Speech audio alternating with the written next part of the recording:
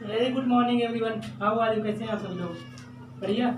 चलो तो बच्चों, कल हम लोगों ने क्लास 10th की साइंस जिसका चैप्टर फर्स्ट है उसमें हम लोग कल इंट्रोडक्टरी क्लास किए थे, जिसमें थोड़ा बहुत जाने थे मतलब लाइट क्या है, वो उसके नेचर क्या होते हैं।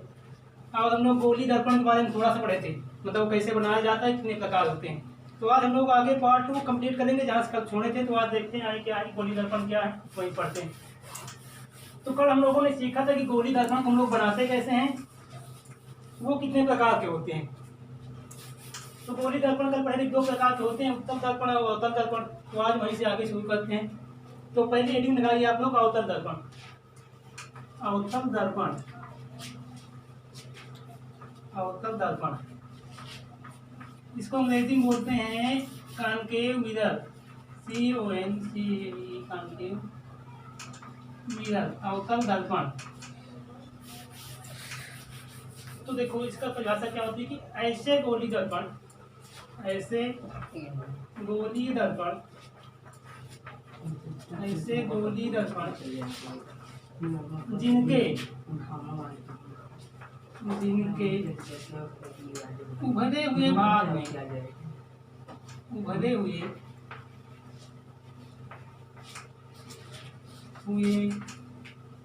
भाग में पालिश की होती है, भाग में पालिश की होती है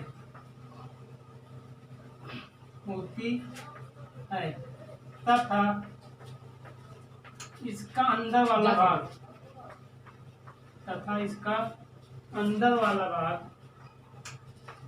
अंदर वाला भाग परावर्तक तल होता है, परावर्तक तल होता है, होता है।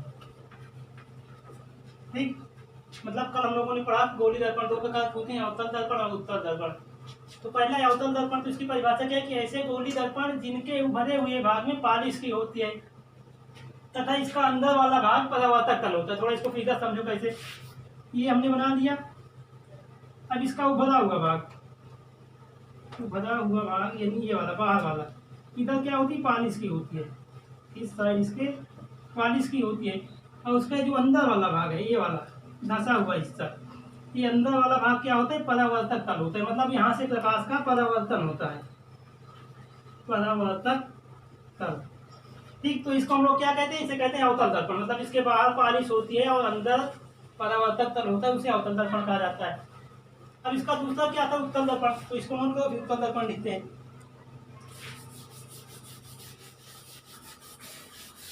उत्तल दर्पण, रेडिंग आ रही है, उत्तल दर्पण, कॉन्वेक्स मिरर,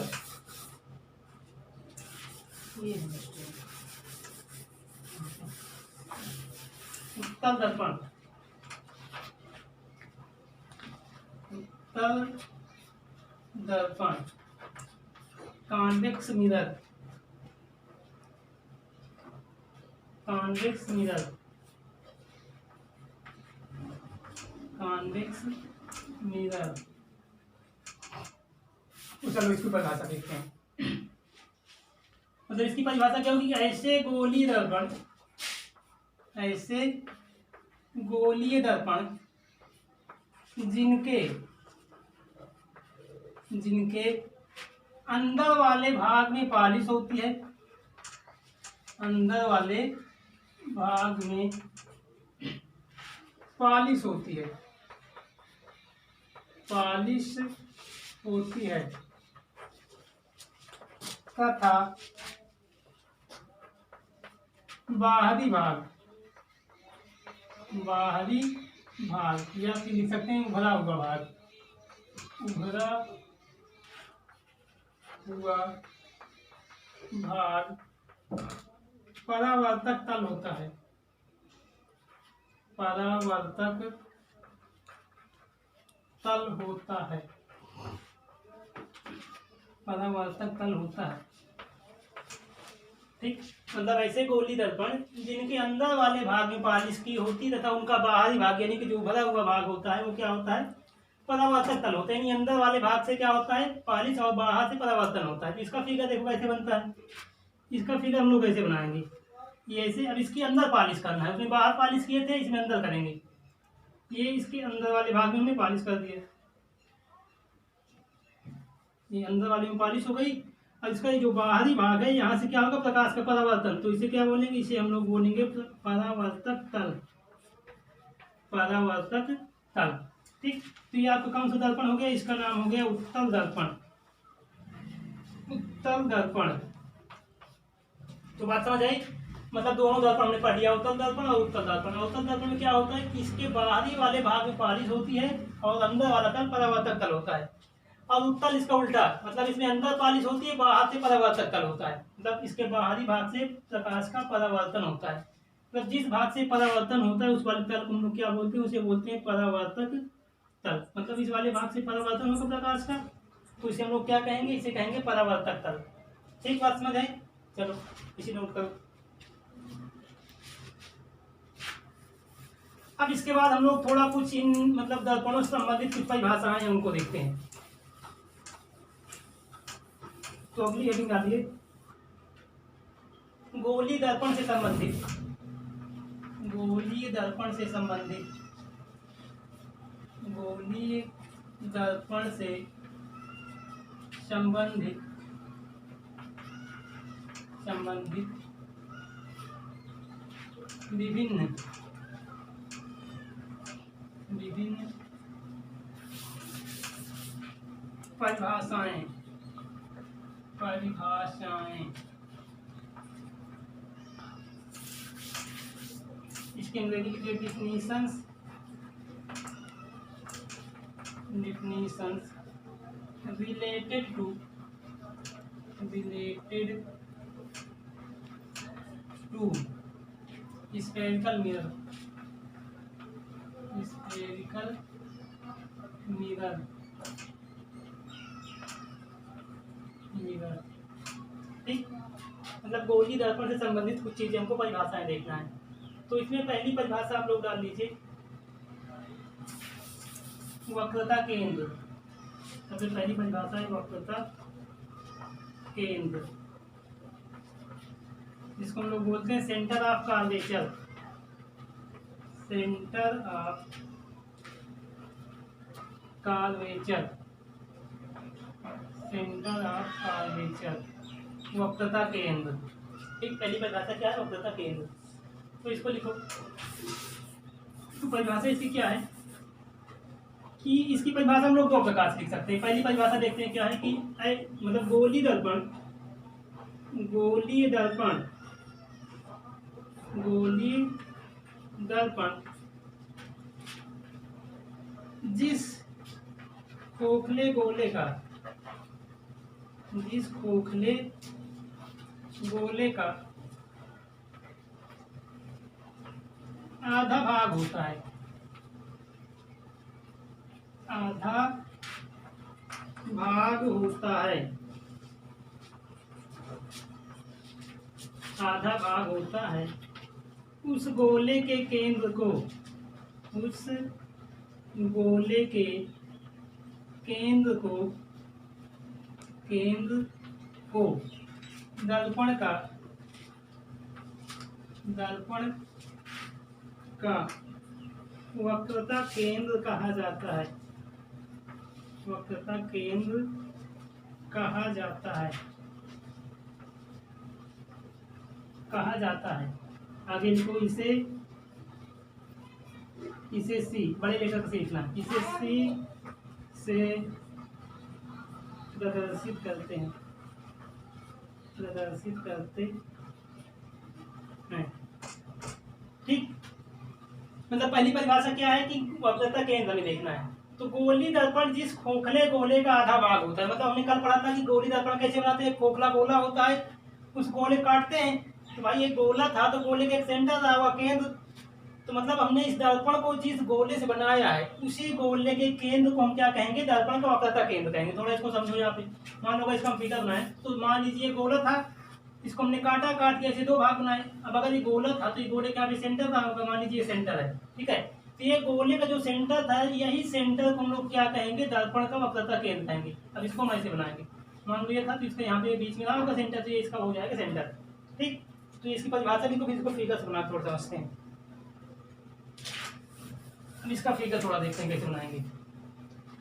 मान लो हमने कोई एक दर्पण, आप अब गोली दर्पण में कोई भी एक दर्पण ले सकते हो, चाहे उत्तल दर्पण ले लो चाहे अवतल दर्पण, दोनों के लिए परिभाषा है। मान लीजिए हमें एक अवतल दर्पण बनाना है, ये हो गया आपका अवतल दर्पण। अब ये मान लीजिए पूरा गोला रहा होगा, आप ऐसे समझो, मान लो ये पूरा गोला था, ये था पूरा, ये पूरा गोला मान लीजिए था ऐसे, है ना। तो ये पूरा गोला था, तो यहाँ पे कहीं इसका बीच में सेंटर रहा होगा, तो ये जो सेंटर है इसी सेंटर को हम लोग क्या बोलेंगे, इस दर्पण का वक्रता केंद्र कहेंगे। ये वाला सेंटर क्या है, ये इसका वक्रता केंद्र है, ठीक। दिस इज द वक्रता केंद्र, वक्रता केंद्र and denoted by capital C. इसको हम लोग कैपिटल सी से डिनोट करेंगे। बात समझ आई? चलो वक्रता केंद्र हो गया। आप लिखिए, अगली हेडिंग डालो। अब हम लोग अगली हेडिंग देखते हैं क्या है।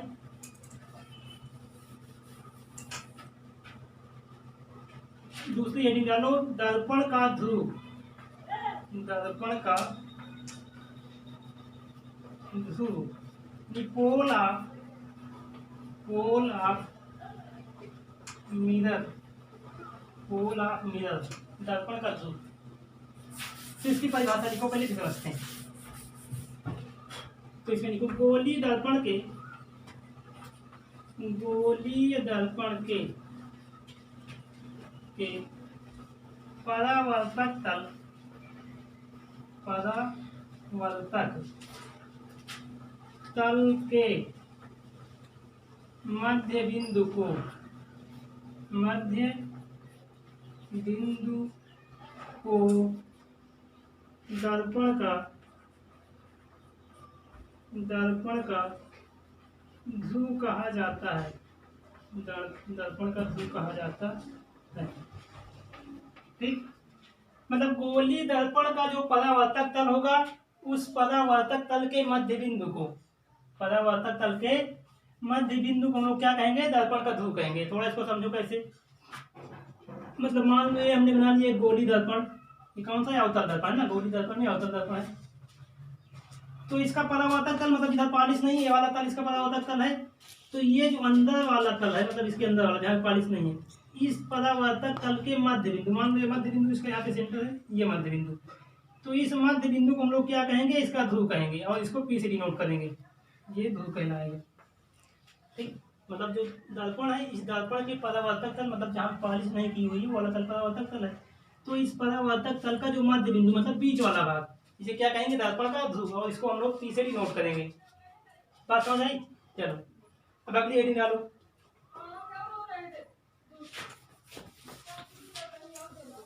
अब अगली हेडिंग आप लोग डालिए, दर्पण की वक्रता त्रिज्या, दर्पण की वक्रता त्रिज्या, दर्पण की वक्रता त्रिज्या, दर्पण की वक्रता त्रिज्या, दर्पण की वक्रता त्रिज्या, इसको बोलेंगे radius of curvature, radius of curvature, radius of curvature, radius of curvature, वक्रता त्रिज्या। तो चलो इसकी परिभाषा देखते हैं पहले। तो परिभाषा क्या है कि गोलीय दर्पण के, गोलीय दर्पण के, दर्पण के ध्रुव से, गोलीय दर्पण के ध्रुव से उसके वक्रता केंद्र तक की दूरी को, वक्रता केंद्र तक की दूरी को, दूरी को दर्पण की वक्रता त्रिज्या कहते हैं, वक्रता त्रिज्या कहते हैं, कहते हैं। मतलब गोलीय दर्पण के ध्रुव यानी जो पी था, उससे वक्रता केंद्र यानी सी तक की जो दूरी है, उसे हम क्या कहेंगे, दर्पण की वक्रता त्रिज्या। इसे आगे लिखो, इसे आर से, तो बड़े लेटर का आर से प्रदर्शित करते हैं, आर से प्रदर्शित करते हैं, आर से प्रदर्शित करते हैं। अब इसको थोड़ा फिगर समझो। यहाँ पे देख लो, मान लो हम एक दर्पण बनाए, ये अवतल दर्पण, ये पॉलिश हो गई। अब इसका परावर्तक तल यहाँ पे पी होगा, इसका मतलब दर्पण का ध्रुव होगा, ये मान लीजिए पी है ना। और यहाँ पे क्या है, ये मान लो कि इसका वक्रता केंद्र है सी। तो ये पी से सी तक की वाली जो दूरी है, ये दूरी यहाँ पे पी है, यहाँ पे सी है, ये पी और सी के बीच की जो ये दूरी है, इस दूरी को हम लोग क्या कहेंगे, इसकी वक्रता त्रिज्या कहेंगे, और इसको हम लोग कैपिटल आर से डिनोट करेंगे। ये हो गई आपकी वक्रता त्रिज्या। ठीक बात समझ आई। अब इसकी एक परिभाषा हम और लिख सकते हैं, पहले इसको नोट करो फिर इसको देखते हैं। मतलब एक परिभाषा जो है, गोली दर्पण के ध्रुव से उसके वक्रता केंद्र तक की दूरी को दर्पण की वक्रता त्रिज्या कहते हैं। और इसकी एक परिभाषा और भी बनती है, तो पहले आप इसको नोट कर लीजिए, फिर एक परिभाषा और देख लेते हैं इसकी क्या है। इसकी एक दूसरी परिभाषा देखते हैं, या करके उसे लिखो, या मतलब अगली परिभाषा। तो दूसरी परिभाषा क्या है कि गोलीय दर्पण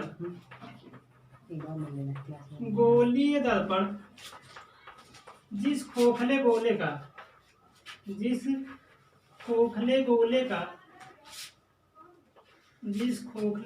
का आधा भाग होता है,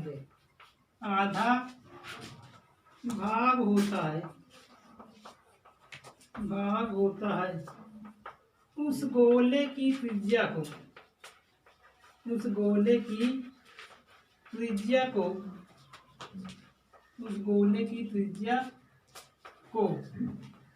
दर्पण की वक्रता त्रिज्या कहते हैं। दर्पण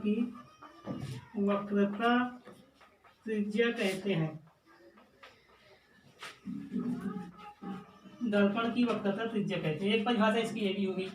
मतलब क्या कि गोली दर्पण जिस खोखले गोले का आधा भाग है, कल हम लोग पढ़े थे गोली दर्पण को हम लोग एक खोखला गोला का आधा भाग से बनाते हैं। मतलब एक खोखला गोला होता है, ऐसे समझ थोड़ा, ये खोखला गोला था, इसको काट के इसके आधा भाग बनाए ऐसे। तो चूंकि ये गोला है तो इस गोले की एक त्रिज्या रही होगी, मान लीजिए इसकी त्रिज्या रेडियस आर है ना। तो इस गोले की जो त्रिज्या थी, इसी त्रिज्या को हम क्या कह सकते हैं, इस दर्पण की वक्रता त्रिज्या कह सकते हैं। तो इसकी दो परिभाषाएं, आप चाहे इसको लिखिए चाहे वो वाली, दोनों परिभाषाएं इसकी सही है। तो इसको भी नोट कर लो, इसको नोट कर दो। चलो आगे हेडिंग आप आगे देखते हैं। दर्पण की वक्रता त्रिज्या हो गई। अब अगली हेडिंग आप लोग डाल दिए इसमें, दर्पण का मुख्य अक्ष। दर्पण का मुख्य अक्ष,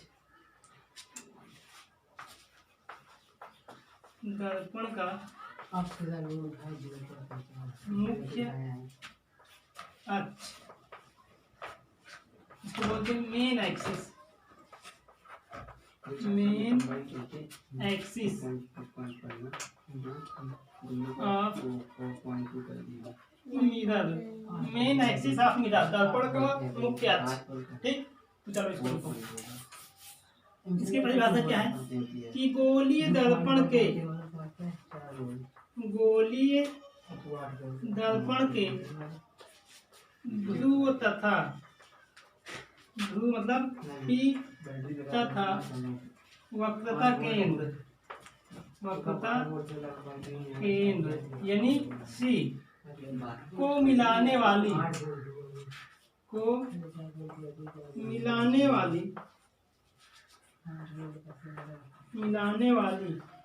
काल्पनिक एवं सरल रेखा को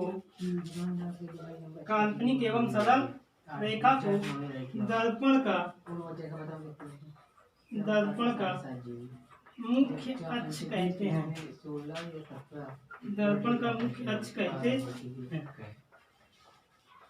दर्पण का मुख्य अक्ष कहते हैं। ठीक, ये परिभाषा है। मतलब गोली दर्पण का ध्रुव यानी जो पी है और वक्रता केंद्र सी, इन दोनों को मिलाते हुए एक काल्पनिक रेखा खींची जाती है। मतलब रेखा वास्तव में होती नहीं, हम लोग ऐसा मान के चलते हैं कि रेखा है। तो काल्पनिक एवं सरल रेखा जो होती है उसे हम क्या कहते हैं, दर्पण का मुख्य अक्ष कहते हैं। ये इसकी परिभाषा लिखो, इसको फिगर थोड़ा समझ लेते हैं। यहाँ पे देखो, मान लो हमने एक गोली दर्पण बना लिया, अवतल दर्पण बना लिया। अब यहाँ पे क्या, इसका मुख्य ध्रुव होगा पी, और यहाँ पे क्या, इसका वक्रता केंद्र सी है। अब इन दोनों को हम लोग मिलाते हुए ऐसे एक सरल रेखा खींचते हैं। ये सरल रेखा, ठीक है। ये जो सरल रेखा खींचा हमने, ये वास्तव में होती नहीं, केवल ऐसे मान के चलते हैं। तो ये काल्पनिक रेखा, यहाँ लिखा है ना काल्पनिक एवं सरल रेखा। तो ये काल्पनिक रेखा जो है, इसी रेखा को हम लोग क्या नाम देते हैं, इसे नाम देते हैं दर्पण का मुख्य अक्ष। दर्पण का मुख्य अक्ष, दर्पण का मुख्य अक्ष। ठीक बात समझ आई? चलो, तो दर्पण का मुख्य अक्ष हो गया, इसको लिखो। फिर अगली हेडिंग देखते हैं क्या है।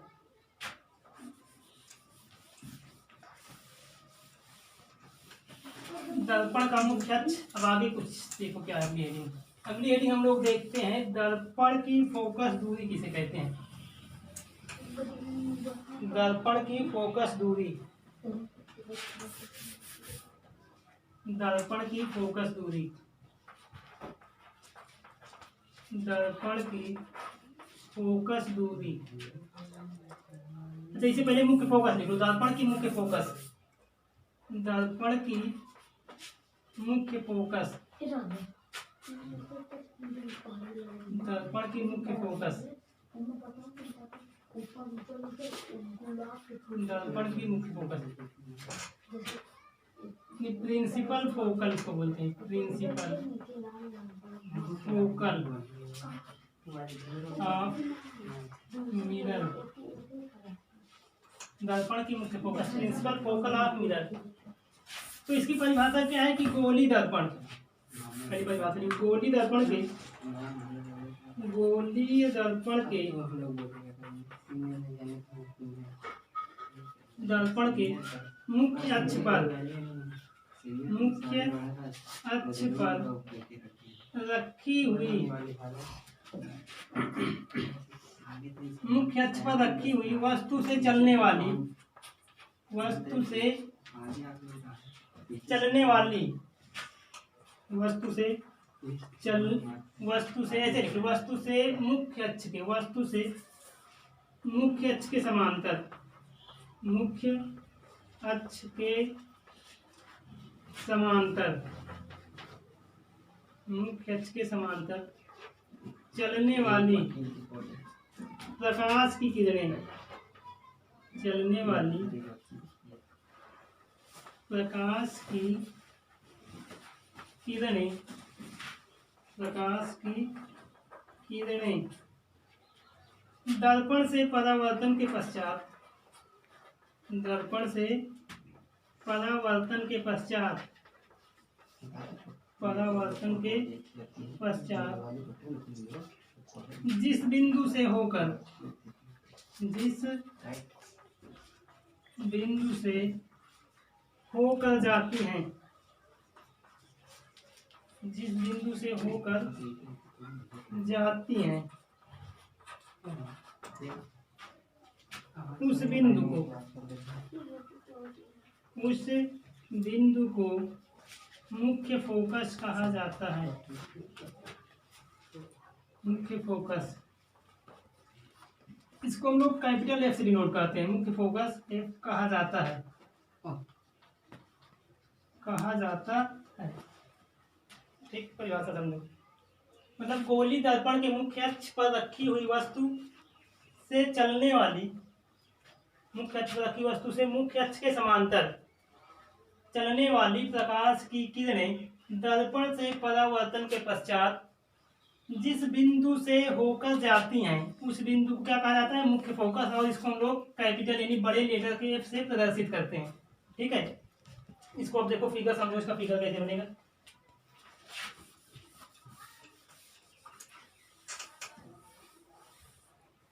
चलो इसका एक फिगर बनाते हैं। मान लो हमने बना लिया गोली दर्पण, ये बना लिया आप गोली दर्पण अवतल, ये हो गया आपका एक गोली दर्पण, इसका नाम क्या है, अवतल दर्पण, है ना। ये क्या है, अवतल दर्पण। मतलब कोई भी दर्पण हम ले सकते हैं, चाहे उत्तल ले चाहे अवतल, गोली दर्पण हमें लेना है। ये अवतल दर्पण हम ले लिए। अब यहाँ पे क्या है, इसका ध्रुव भी है, ये हमें पता है। यहाँ पे क्या है, इसका सेंटर ऑफ कर्वेचर यानी वक्रता केंद्र से है, और इन दोनों को मिलाने वाली एक काल्पनिक सरल रेखा जिसका नाम क्या है, मुख्य अक्ष है। ये रेखा क्या होगी, मुख्य अक्ष। तो मतलब होता क्या है कि हमको जब भी इसमें इमेज देखना होता है, तो इमेज देखने के लिए हम लोग क्या रखते हैं कि जो वस्तु जिसका इमेज देखना होता है, उस वस्तु को हमेशा हम लोग इस दर्पण के सामने, मतलब जो परावर्तक तल होता है, इस तल के सामने इसके मुख्य अक्ष, मतलब ये वाली जो काल्पनिक रेखा है, इस वाली रेखा पर हमेशा रखते हैं। तो मान लीजिए हमने यहाँ पे कोई वस्तु रख दी है, ये मान लो कोई वस्तु है, एक नाम हमने दे दिया ए बी, ये कोई वस्तु है। अब इससे चलने वाली मुख्य अक्ष के समांतर, मान लीजिए अब इस पे कोई लाइट पड़ रही है, तो लाइट से चल, जब इससे लाइट पड़ेगी तो इससे टकरा करके प्रकाश की किरणें इधर को आएंगी जैसे। तो अब ये जो प्रकाश की किरण आ रही है, इसको देखो, ये मुख्य अक्ष के समांतर है, ये मुख्य अक्ष और ये प्रकाश की किरण, ये दोनों एक दूसरे समांतर है। तो मुख्य अक्ष के समांतर चलने वाली प्रकाश की किरण दर्पण से यहाँ आई, अब ये दर्पण से टकराएगी तो इसको क्या होगा, परावर्तन होगा। तो परावर्तन के पश्चात जिस बिंदु से होकर के जाएगी, मान लीजिए ये जिस बिंदु से होकर के गई, मान लीजिए किस बिंदु से गई, तो ये जिस बिंदु से गई इसी बिंदु क्या बोलेंगे, इसको हम बोलेंगे मुख्य फोकस, मुख्य फोकस, ठीक। और इसको हम लोग किसी डिनोट करेंगे, कैपिटल एफ से, मतलब ये हो गई दर्पण की मुख्य फोकस। अब थोड़ा इसमें एक चीज आपको समझना क्या है, इधर फिगर बनाओ फिर समझते हैं।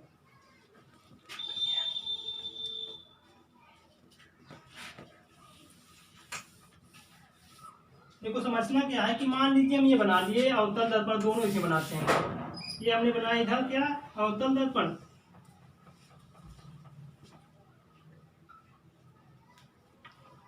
ये हो गई अवतल दर्पण, और ये हमने यहाँ पे बना लिया उत्तल दर्पण, ये बना लिए उत्तल दर्पण। अब ये मुख्य फोकस इसमें बनाओ, यहाँ पे देखो इसका ध्रुव यहाँ पे होगा, परावर्तन का ये है, और ये क्या होगा, सेंटर ऑफ कर्वेचर इधर का इधर, ये मान लो सेंटर ऑफ कर्वेचर होकर चेंज हो गया। तो मतलब वस्तु को हमेशा हमको दर्पण के सामने रखना है, मतलब ये नहीं कि पालिश का इधर, इधर पालिश नहीं होगी उधर रखेंगे। तो उत्तल दर्पण में अगर देखें इधर रखेंगे वस्तु को, और अवतल दर्पण इधर रखेंगे, इसका यहाँ पे पी और ये क्या हो गया सी। मतलब हमको ध्यान क्या देना कि जो अवतल दर्पण होता है, अवतल दर्पण की जो मुख्य फोकस होती है वो दर्पण के बाईं ओर होती है। ये क्या है, दर्पण के बाईं ओर। तो इसमें लिखना क्या है कि दर्पण के बाईं ओर, दर्पण के बाईं ओर इसकी जो मुख्य फोकस होगी वो दर्पण के बाईं ओर होगी। और इसमें कहाँ पे होगी, मान लो यहाँ पे आके काटी तो ये क्या हो गई, यहाँ पे मुख्य फोकस हो गई। तो ये जो मुख्य फोकस है ये कहाँ है, दर्पण के दाईं ओर है, दर्पण के दाईं ओर,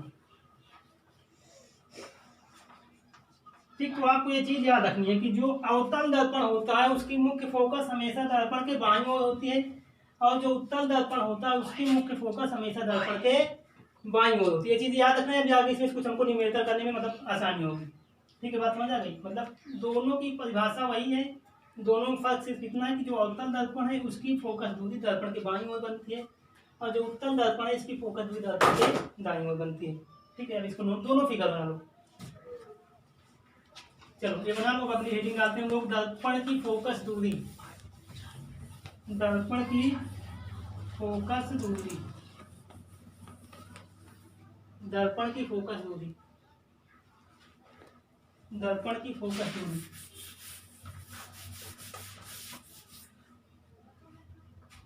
दर्पण की फोकस दूरी,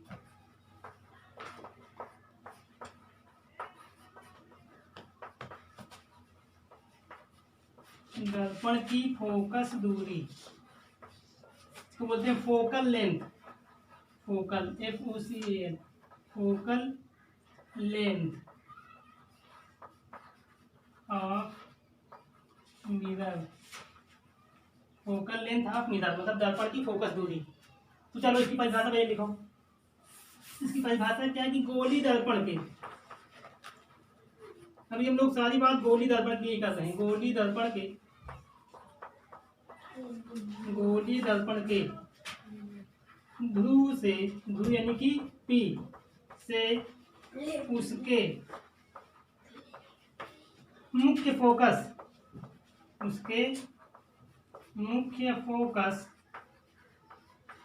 मुख्य फोकस मतलब कैपिटल F, गोली दर्पण के ध्रुव से उसके मुख्य फोकस तक की दूरी, तक की दूरी को, दूरी को दर्पण की फोकस दूरी कहते हैं, दर्पण की फोकस दूरी कहते हैं, फोकस दूरी कहते हैं, इसे एफ, इसमें क्या लिखना है आपको, छोटी लेटर एफ, तो इसे एफ से प्रदर्शित करते हैं,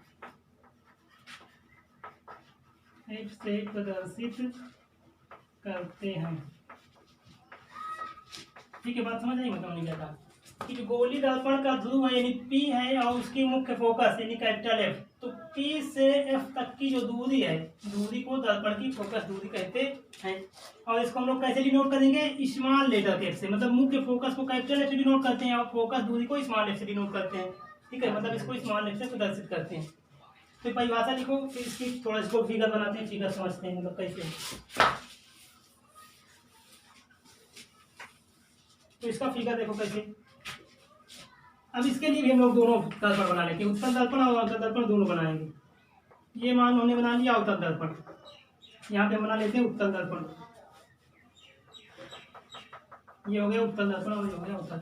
ये है आपका अवतल दर्पण और ये वाला क्या है, ये उत्तल दर्पण, उत्तल दर्पण। तो चलो ये हो गया इसका P, यहाँ पे क्या है C, और इन दोनों को मिलाते हुए एक काल्पनिक रेखा जिसका नाम मुख्य अक्ष। इन दोनों के बीच में हमने मान लिया कि यहाँ पे काटी थी वो किधर, तो क्या हो गई, इसकी मुख्य फोकस हो गई। अब इसमें बनाओ, ये इसका परावर्तक तल, तो यहाँ पे क्या हो गया, P हो गया, यहाँ पे मान लो ये C हो गया। थोड़ा सा इसको और इसका मतलब समझने में आसानी होगी। ये मान लो यहाँ पे C है, ठीक है, ये C। अब हमने मान लिया कि जो प्रकाश किरण आई थी वो इसको यहाँ पे काटी थी, तो इसकी मुख्य फोकस यहाँ पे हो गई। तो हमने क्या कहा कि गोली दर्पण के ध्रुव यानी P से इसके मुख्य फोकस यानी कैपिटल F तक की दूरी, मतलब ये जो P है, इस P से ये कैपिटल F, इन दोनों के बीच की जो दूरी है, ये वाली दूरी, इसी को हम क्या बोलेंगे, इसकी बोलेंगे फोकस दूरी। और इसको हम लोग स्मॉल एफ से डिनोट करेंगे, छोटे लेटर एफ से। ठीक है, अब इसमें क्या है, इसको इधर बनाएंगे, देखो ये P ये F, तो इनकी दूरी ये वाली इधर, ये इधर। ठीक, बात समझ आई? मतलब इसकी फोकस दूरी ये हो गई, इसकी फोकस दूरी हो गई। तो इसमें ध्यान क्या देना है कि जो अवतल दर्पण है उसकी फोकस दूरी भी बाईं ओर है और उत्तल दर्पण की फोकस दूरी दाईं ओर है। ठीक है, तो चलो इसका फिगर बना लो।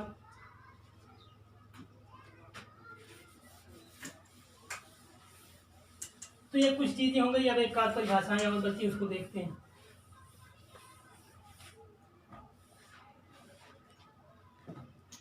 अब अगली हेडिंग डालो, दर्पण का द्वारक, दर्पण का द्वारक, दर्पण का द्वारक, इसको हम लोग बोलते हैं डिपार्चर, सॉरी बोलते हैं कार्वेचर, कार्वेचर ऑफ नीडल। दर्पण का द्वारक, तो चलो इसको समझो, पहले इसकी परिभाषा लिखते हैं। परिभाषा क्या है कि गोलीय दर्पण के, गोलीय दर्पण के परावर्तक तल, परावर्तक तल के व्यास को, परावर्तक तल के व्यास को दर्पण का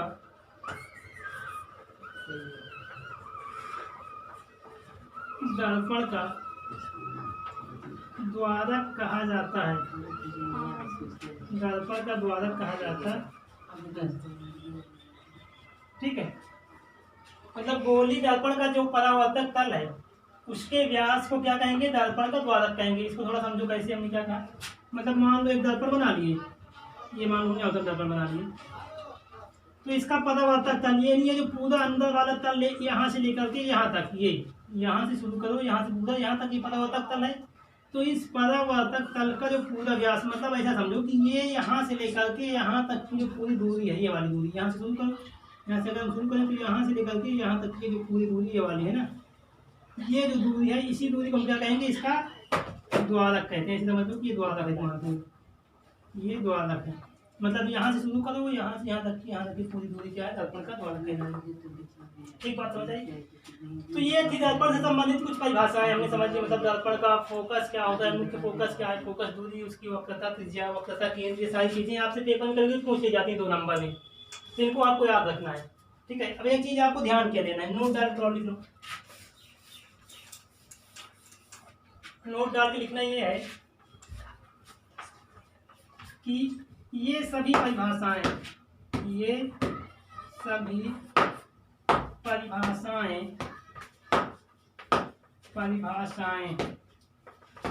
दोनों गोलीय दर्पण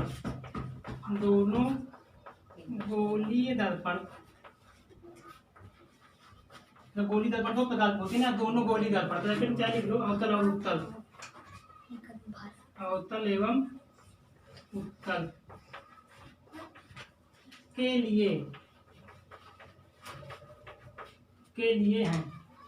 मतलब चाहे हम अवतल दर्पण की बात करें और चाहे उत्तल दर्पण की बात करें, दोनों के लिए इनकी परिभाषाएं यही होगी। अगर हम आपसे पूछते हैं अवतल दर्पण की मुख्य फोकस क्या है तो वही परिभाषा उसकी, अगर हम आपसे बोले उत्तल दर्पण की मुख्य फोकस क्या है तो उसकी परिभाषा वही, दोनों की परिभाषाएं सेम है। ठीक है, बात समझ आई। चलो, तो ये कुछ छोटी छोटी परिभाषाएं थी गोलीय दर्पण से संबंधित, जिनको हमने देखा। अभी ये 2 नंबर में आपसे पूछी जाती है कभी कभी, तो इनको आपको याद कर लेना है। और इनसे मतलब एक चीज आपको याद रखना है कि इनसे हम लोग न्यूमेरिकल करेंगे ना, तो इसमें से काफी है तुम्हें, लेकिन न्यूमेरिकल करना है।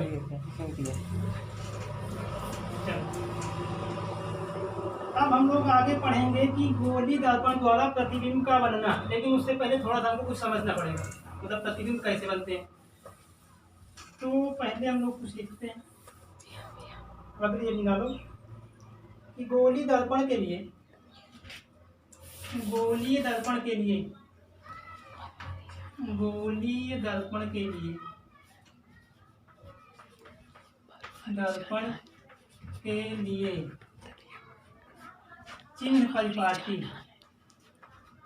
चिन्ह परिपाटी, इसको बोलते हैं साइन कन्वेंशन।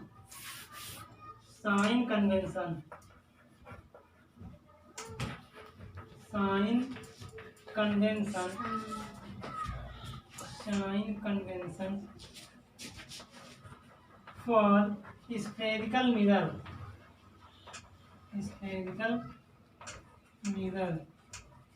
मतलब गोलीय दर्पण के लिए चिन्ह परिपाटी, मतलब जब हम लोग फिगर बनाते हैं, इमेज बनाते हैं प्रतिबिंब, तो उसमें कुछ चीजें हमको साइन देखना होता है। इधर प्रतिबिंब बनेगा तो उसकी कंडीशन क्या होगी, अगर उधर प्रतिबिंब बनता है तो उसकी कंडीशन क्या होगी। तो उसके लिए कुछ हमको मतलब क्या दी जाती है, कंडीशंस दी जाती हैं कि इन कंडीशंस को ये फॉलो करेगा। तो हम लोग पहले उन कंडीशंस को देखेंगे कैसे क्या होता है, मतलब सिर्फ प्रतिबिंब बनाने से पहले ये चीजें हमको सीखना पड़ेगा, तभी हम लोग प्रतिबिंब बनाएंगे। तो पहले हम लोग क्या देखते हैं, चिन्ह परिपाटी क्या क्या चीजें।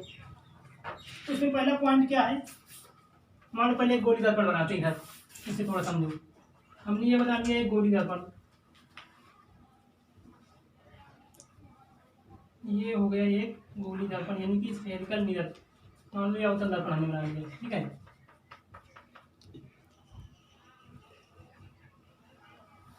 ये यहाँ पे क्या हो गया, इसका ध्रुव हो गया, यहाँ पे सेंटर ऑफ कर्वेचर वक्रता केंद्र, ये मान लो इसकी मुख्य फोकस हो गई, इतनी चीजें हो गई। अब मान लो इसके द्वारा हमको प्रतिबिंब बनाना है, तो सबसे पहला पॉइंट हमको क्या लिखना है कि वस्तु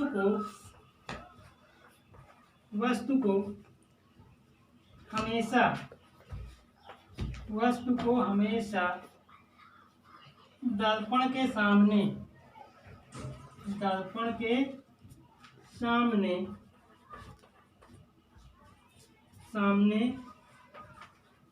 मुख्य अक्ष पर, दर्पण के सामने मुख्य अक्ष पर रखा जाता है। मतलब पहला पॉइंट क्या है कि जब भी हमको प्रतिबिंब प्राप्त करना होगा, तो जिस वस्तु की इमेज हमको चाहिए उस वस्तु को हमेशा हम लोग दर्पण के सामने मतलब इधर पॉलिश नहीं है, मान लो इसी तरह देखो ये इसका पॉलिश वाला भाग है, तो अगर हमको इमेज चाहिए तो वस्तु को हम लोग इधर रखेंगे, इधर पॉलिश नहीं है, तो इधर पॉलिश नहीं होती उस वाले भाग को क्या बोलते हैं, दर्पण के सामने का भाग। तो वस्तु को हमेशा दर्पण के सामने और कहाँ रखेंगे, इसके मुख्य अक्ष पर, मतलब ये जो लाइन खींची हुई ना, इस लाइन पर हमेशा, मान लो ये ऐसे समझ लो, ये मान लो हमको ऐसे रखना है ना, तो दर्पण के सामने भी हो गया और मुख्य अक्ष पर हो गया। तो वस्तु को हमेशा दर्पण के सामने और मुख्य अक्ष पर ही रखेंगे अगर इमेज चाहिए तो। ठीक, अब दूसरा पॉइंट देखो, दूसरा पॉइंट क्या कहता है। पहला पॉइंट क्या है कि वस्तु को हमेशा दर्पण के सामने और मुख्य अक्ष पर रखा जाता है। दूसरा पॉइंट क्या है, दूसरा पॉइंट समझते हैं। दूसरा पॉइंट कहता है कि यदि, या ऐसे लिखो, दर्पण के चलो लिखो सभी दूरियां उसको बाद में देखने वाला पॉइंट, सभी दूरियां दर्पण के ध्रुव से मापी जाते हैं। ध्रुव यानी पी से मापी जाती हैं।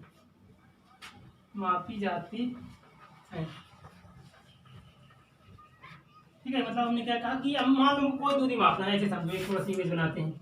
मान लो एक दर्पण रखा हुआ है, यहाँ पे इसका ध्रुव हो गया पी, यहाँ पे इसका वक्रता NC, यहाँ पे इसका मुख्य फोकस है।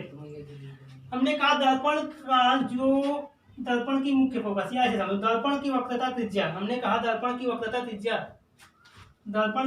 त्रिज्या हमने कहा कि 4 सेंटीमीटर है। तो जब भी आप मतलब दूरी नापेंगे तो उस दूरी को हमेशा और हमेशा दर्पण के ध्रुव यानी पी पॉइंट से, जो पॉइंट पी है ना, इस पॉइंट से, मतलब कोई भी दूरी आपको मापनी है, वक्रता त्रिज्या मापना है, मुख्य फोकस मापना है, फोकस दूरी मापनी है, कुछ भी मापनी है, तो उसको हमेशा और हमेशा पी से, यहाँ से मापना शुरू करेंगे। ठीक है, मतलब कभी भी नहीं कि यहाँ से नाप दिए, यहाँ से रखिए, कोई नहीं, मतलब हमेशा उसको पी से नापना, चाहे इधर नापेंगे फिर भी पी से, अगर उधर नापेंगे फिर भी पी से ही नापेंगे।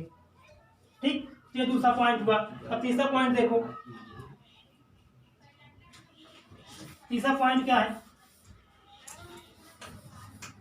तीसरा पॉइंट कहता है कि दर्पण के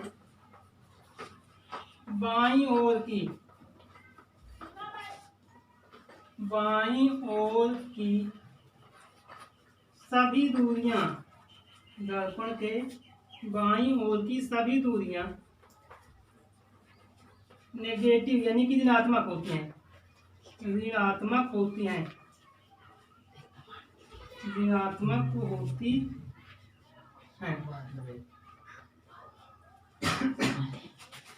दर्पण के बाईं ओर की सभी दूरियां ऋणात्मक होती हैं, जबकि, इसी में लिख लो, जबकि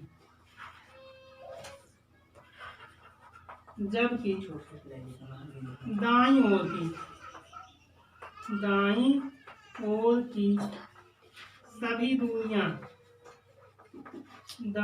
की सभी दूरियां धनात्मक होती हैं। सभी दूरियां धनात्मक होती हैं। ठीक है, ये है तीसरा पॉइंट। मतलब हमने क्या कहा, इसको थोड़ा एक इमेज बनाते हैं फिर समझते हैं। मान लो ये एक दर्पण है, ये यहाँ पे P, यहाँ पे हो गया C, और यहाँ पे क्या हो, ये आपका C हो गया, मान लो ये हो गया। तो मान लो अगर हमको दूरी नापना है, पहली बात उसको P से नापेंगे। तो अगर हम P से बाईं ओर नाप रहे हैं, बाईं ओर हुआ है ना, ये बाईं ओर, ऐसे समझ लो, इसको लिख लो, ये है इसका बायां भाग, ये बायां भाग है इसका, और ये इधर क्या हो जाएगा, ये दायां भाग हो जाएगा, दायां भाग। तो अगर दर्पण के ध्रुव यानी P से हम लोग अगर बाईं ओर कोई दूरी नापते हैं, तो बाईं ओर यानी लेफ्ट साइड की जो मेजरमेंट होगी वो क्या होगी, हमेशा नेगेटिव। इसको हम लोग हमेशा माइनस चिन्ह के साथ लेंगे। बात समझ आई, मतलब जब बाईं ओर नापेंगे तो हमेशा कैसे लेंगे, नेगेटिव, माइनस चिन्ह के साथ। और अगर इसको हम दाईं ओर नापते, मान लो इधर नापना है, इसको कैसे लेंगे, इसको हम लोग लेंगे पॉजिटिव यानी कि धनात्मक। सभी दूरियां धनात्मक होती है ना, तो यही लिखा कि दर्पण के बाईं ओर की सभी दूरियां ऋणात्मक होती है। ये पॉइंट दर्पण यहाँ से मापना, इधर अगर इससे बाईं ओर इधर चलेंगे तो नेगेटिव लेंगे, और अगर दाईं ओर यानी उधर को चलेंगे तो क्या लेंगे, पॉजिटिव यानी कि धनात्मक लेंगे। तो ये हो गई इसकी तीसरी कंडीशन। ये सारी चीजें हमको याद रखनी है। चलो अगली कंडीशन क्या है उसको देखते हैं।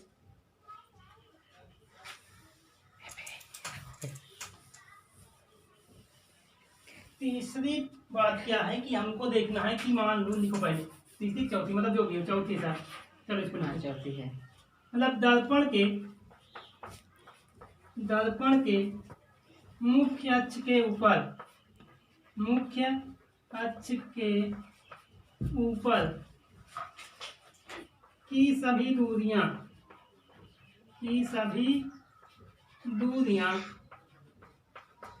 धनात्मक, सभी दूरियां धनात्मक यानी कि पॉजिटिव तथा मुख्य अक्ष के नीचे, मुख्य अक्ष के नीचे, मुख्य अक्ष के नीचे की सभी दूरियां ऋणात्मक होती हैं, ऋणात्मक होती हैं, ऋणात्मक होती हैं। मतलब दर्पण है, दर्पण का मुख्य अक्ष, पहले इसको लिख समझते हैं। दर्पण के मुख्य अक्ष के ऊपर की सभी दूरियां क्या होंगी, पॉजिटिव ली जाएंगी, और मुख्य अक्ष के नीचे की सभी दूरियां नेगेटिव ली जाएंगी। इसका एक फिगर बना के समझते हैं इसको वैसे। मान लो हम ये कि दर्पण बना रहे हैं, ये हो गया एक अवतल दर्पण हमने बना दिया, ये इसका ध्रुव हो गया P, ये यहाँ मान लो वक्रता केंद्र C, ये मुख्य फोकस है। अब ये आपकी लाइन क्या है, मुख्य अक्ष है। अगर इस मुख्य अक्ष से ऊपर हमको चलना है, मान लो यहाँ से ऊपर जा रहे हैं, तो जब भी ऊपर जाएंगे तो क्या लेंगे, पॉजिटिव, मतलब ऊपर की सभी दूरियां क्या होंगी, पॉजिटिव होंगी। लेकिन अगर इससे हम नीचे की ओर आएंगे तब क्या लेंगे, नेगेटिव लेंगे। बात समझे? मतलब ये मुख्य अक्ष से जब ऊपर चलेंगे तो कैसे, पॉजिटिव मतलब धनात्मक चिन्ह के साथ, और नेगेटिव मतलब ऋणात्मक चिन्ह के साथ। ठीक है, ये हो गई आपकी साइन कन्वेंशन। मतलब इनको हम लोग याद रखेंगे तब हम लोग दर्पण द्वारा प्रतिबिंब का बनना पढ़ेंगे। तो ओके स्टूडेंट्स, आज हमारी क्लास यहीं तक। Wish you all the best, take care and thanks for watching.